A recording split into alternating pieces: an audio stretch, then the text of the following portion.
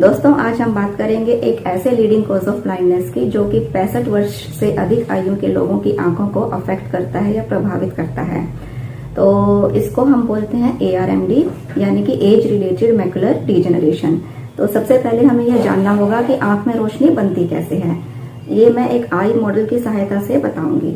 Actually क्या होता है कि आंख में रोशनी जो है आगे के कॉर्निया और बीच के लेंस से फिल्टर होकर पीछे के पर्दे पर गिरती है। जैसे कि मैं आप रोशनी गिराने की कोशिश कर रही हूँ, पीछे के पर्दे पर गिरते हैं इन दोनों से फिल्टर होकर। ये जो पीछे का पर्दा है यह 10 तरह की लेयर से मिलकर बनता है और ये सारी लेयर्स आपस में एक साथ बहुत ही टाइटली पैक्ड होती हैं और इस रेटिना के बीच वाले हिस्से को बोलते हैं मैक्यूला और जो पेरिफेरी में जो हिस्सा होते हैं इसको बोलते हैं पेरिफेरल रेटिना, जो कि वाइड एंगल ऑफ विजन देता है, हमें ब्रॉड विजन देता है। और जो सेंट्रल मैक्यूला होता है वो हमें pin point sharp and precise vision देता है, जो कि हमें पढ़ने में, लिखने में, ड्राइविंग करने में, फेस को रिकॉग्नाइज करने में हेल्प करता है। तो कभी कभी क्या होता है कि हमारा जो ये रेटिना होता है इट स्टार्ट्स गिविंग अवे, यानी कि इसमें कुछ ना कुछ डिजेनरेटिव चेंजेस आ जाते हैं, या तो उम्र के हिसाब से या फिर किसी और रीजन से। तो इसी को ARMD या फिर एज रिलेटेड मैकुलर डिजेनरेशन बोलते हैं।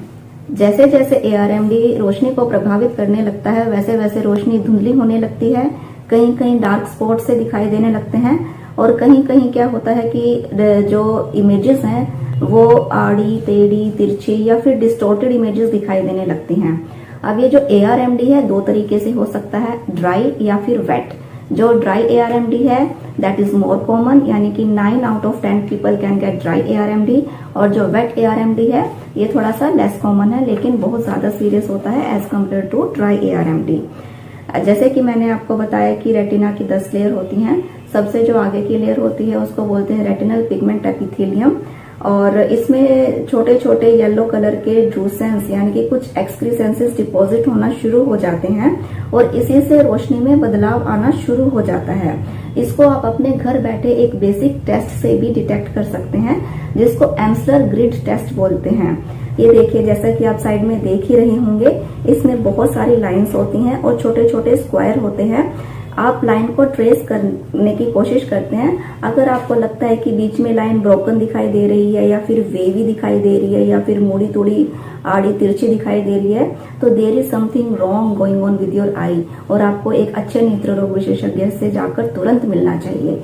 वेट ARMD में जैसे कि आप साइड वाले पिक्चर में देख ही रहे होंगे, abnormal blood vessels central area से या फिर मैक्यूला से अराइज होने लगती हैं और वो धीरे धीरे करके ब्लीड करने लगती हैं। जब वहां से खून का रिसाव होने लगता है तो सेंट्रल विजन बहुत ही ब्लर हो जाता है, मतलब कि बिल्कुल धुंधलापन सा छा जाता है। और जितना ही अर्ली डिटेक्शन होता है उस चीज का उतना ही ज्यादा slow down of the vision loss होता है। तो this is a very critical point.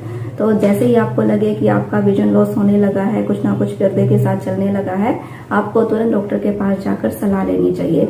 Dry ARMD में कोई ठोस रूप से ट्रीटमेंट होता नहीं है, उसमें चश्मे के साथ ही रोशनी को सुधार करने की कोशिश की जाती है। लेकिन वेट ARMD में ये जो एब्नॉर्मल ब्लड वेसल्स बनती हैं इनको रोकने के लिए हम कुछ तरह के इंजेक्शंस वगैरह आंखों में देते हैं जिससे कि ये ब्लीडिंग रुक जाती है और सेंट्रल विजन थोड़ा सा क्लियर होना शुरू हो जाता है। देखिए जनाब, आपका ophthalmologist is always committed to give you a very good and bright eye sight. तो इसलिए जब भी आपको लगे कि आपको आंखों से संबंधित किसी भी सलाह की या मशवरे की जरूरत है, please do come to us. और अगर आपको ये वीडियो पसंद आए तो इसको लाइक, शेयर और सब्सक्राइब करना ना भूलिए। धन्यवाद।